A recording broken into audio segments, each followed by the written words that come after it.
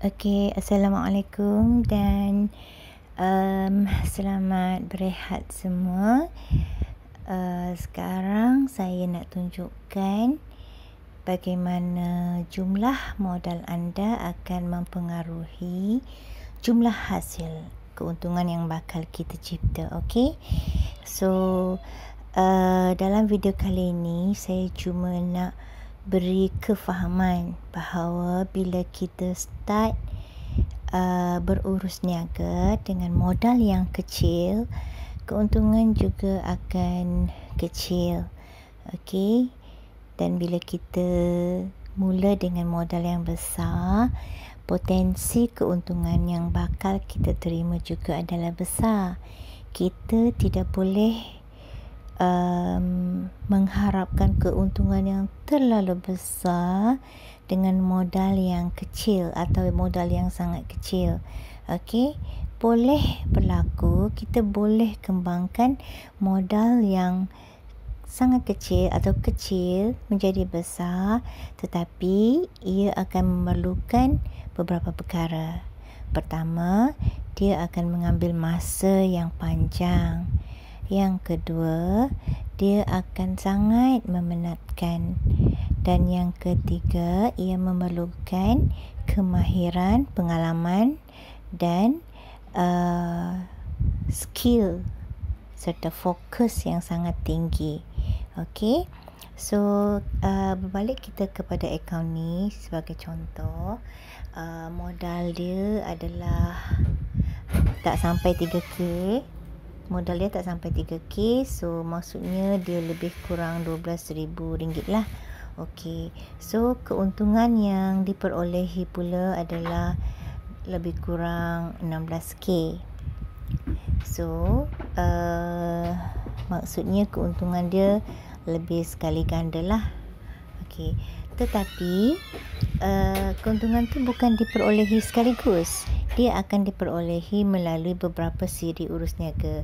Sebagai contoh, okey, first 1K masuk, kedua 1K lagi, and then menjadikan jumlah dia 2K termasuk tambahan modal yang kecil ni. Okey. So dia akan melibatkan beberapa kali urus niaga. Okey, keuntungan pertama, keuntungan kedua dan seterusnya.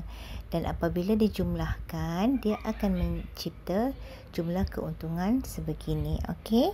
So, dalam urus niaga kita pula, tak semestinya kita akan untung setiap kali, setiap transaksi kita untung. Okey.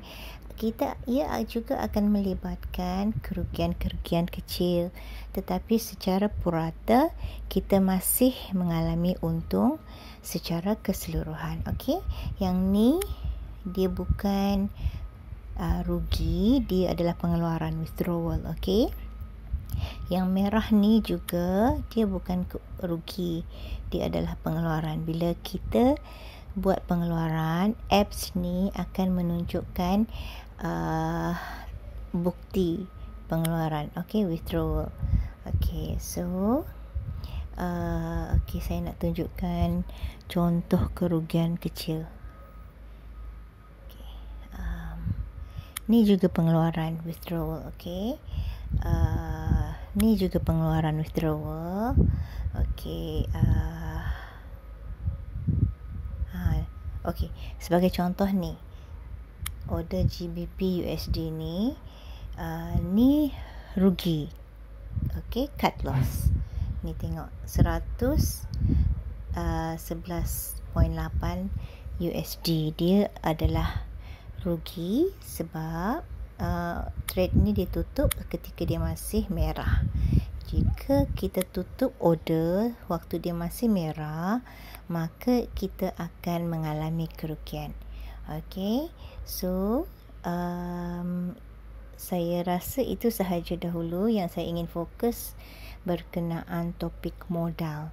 Okey, apabila modal kita besar, potensi keuntungan yang bakal kita cipta juga adalah besar. Okey, tetapi bila modal kita kecil, kita tak boleh mengharap keuntungan yang terlalu tinggi. Okey, keuntungan bila modal kecil, untung pun akan kecil. Tetapi bila kita berterusan melaksanakan urus niaga, maka kita akan ada sumber pendapatan yang berterusan walaupun kecil. Okey. Sekian sahaja dari saya, Yanti Yaakob. Sehingga kita berjumpa lagi.